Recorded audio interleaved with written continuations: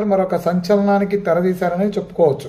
ప్రజా అభిప్రాయ సేకరణ తర్వాతే ఎన్నికల అభ్యర్థుల ప్రకటన ఖరారు ఉంటుంది అని చెప్పేదానికి చెప్పడమే కాకుండా వైసీపీ నుంచి వచ్చేటువంటి వాళ్ళకు కూడా ఇక్కడ అవకాశం కల్పిస్తామని చెప్పడం.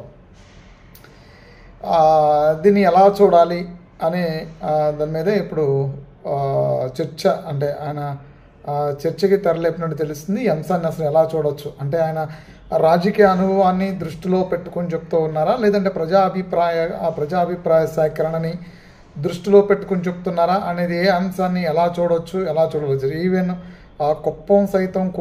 కుప్పంలో కూడా ఆయన పోటీ చేయాలి అంటే కుప్పంలో కూడా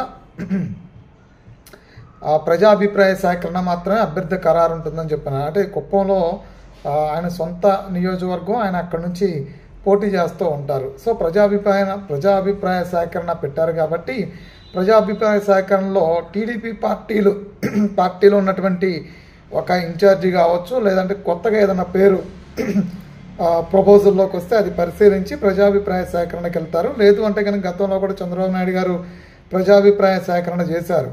అప్పట్లో కూడా ఆయన ఫోన్ ద్వారా మాట్లాడి ఆ నియోజకవర్గంలో ఉన్నటువంటి కొంతమందికి ఆయన వాయిస్ కాల్ ద్వారా కొంతమందిని వాయిస్ మెసేజ్ ద్వారా కొంతమందితో మాట్లాడినటువంటి పరిస్థితి అప్పట్లో. దాని ద్వారా ఏంటంటే ఒక టీడీపీలో పనిచేస్తున్నటువంటి ఇన్ఛార్జ్తో పాటు ఇంకొక ఇద్దరు అభ్యర్థుల పేర్లు ఏదన్నా ఆయన ప్రతిపాదించేవాళ్ళు. దాని ద్వారా మీరు ఎవరైతే బెటర్ అనుకుంటున్నారు అనే దాని మీద 1, 2, 3 ఆప్షన్స్ ఇచ్చేవాళ్ళు.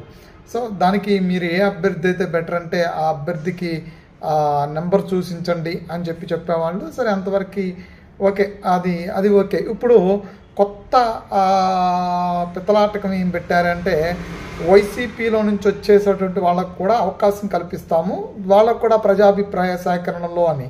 సో వైసీపీ నుంచి వచ్చేసే వాళ్ళు అంటే ఇప్పటికే వైసీపీలో నడుస్తున్నటువంటి ముసలం ఏంటి అంటే అంటే ఉన్న వాళ్ళని తొలగించి అక్కడికి కొత్త అంటే నియోజకవర్గాలు మార్పులు చేర్పులు చేస్తూ ఉన్న వాళ్ళని ఇప్పుడు సపోజ్ ఫర్ ఎగ్జాంపుల్ పత్తిపాడు నియోజకవర్గానికి ఎమ్మెల్యే సిట్టింగ్గా ఉన్నటువంటి మేఘతోటి సుచరితను తీసుకొచ్చి తాడికొండకి ఇన్ఛార్జిగా నియమించడం, అదేవిధంగా విడుదల రజనిని గుంటూరు 2కి నియమించడం, ఇలాగా 8-9 మందిని ఇన్ఛార్జీలుగా నియమించడం, అయోధ్య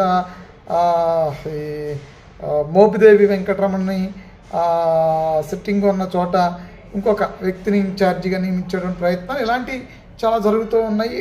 ఈ నేపథ్యంలో ఇప్పటికే ఉన్న వాళ్ళ సిట్టింగ్లు వ్యతిరేకత ఎదుర్కొంటున్నారు, కొంతమందికి అయితే సీట్లు లేవు అని చెప్తున్నటువంటి వైసీపీలో నుంచి వచ్చే అభ్యర్థులు ఇక్కడ ఎలా గెలవగలుగుతారు అంటే వైసీపీలో వాళ్ళకి సిట్టింగ్కి సీట్ ఇస్తే గెలవరు అనేది వాళ్ళు అంచనా, ఇప్పుడు వాళ్ళ స్ట్రాటజీ.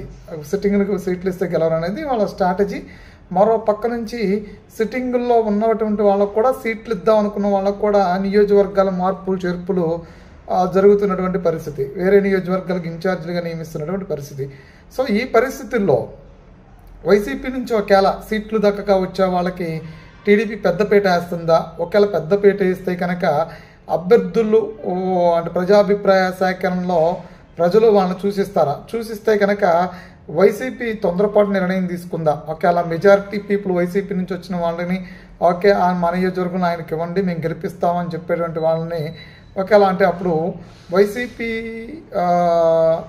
పార్టీ అధిష్టానం తీసుకున్నటువంటి నిర్ణయం అది తప్పుడు నిర్ణయం అని చెప్పుకోవచ్చా? టీడీపీ ఆ దిశగా ఒక మంచి నిర్ణయమే తీసుకుందని చెప్పుకోవచ్చా?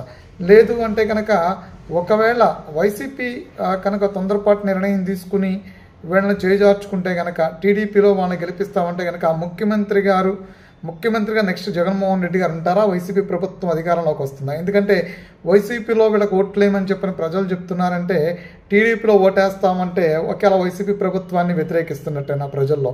అంటే ఈ ప్రజాభిప్రాయ సేకరణలో చంద్రబాబు నాయుడు గారు మరొక కొత్త అంశాన్ని తెర మీద తీసుకురావడమే కాకుండా ఇదొక సంచలనాత్మకమైనటువంటి ప్రకటన కూడా తీసుకొచ్చారు. వైసీపీలో కనుక ఇక్కడ 2 అంశాన్ని మాత్రం బలంగా ప్రస్తావనకు వచ్చే పరిస్థితి. ఒకవేళ వైసీపీలో కనుక వాళ్ళు ఉంటే గెలవరు అని చెప్పిన వైసీపీ తీసుకునే నిర్ణయం తొందరపాటు నిర్ణయం అయితే కనుక టీడీపీలోకి వచ్చిన తర్వాత వాళ్ళకి సీట్ ఇవ్వండి మేము గెలిపిస్తామంటే కనుక అది ఈ ప్రభుత్వం మీద ఉన్నటువంటి వ్యతిరేకతగానే చూడవచ్చు.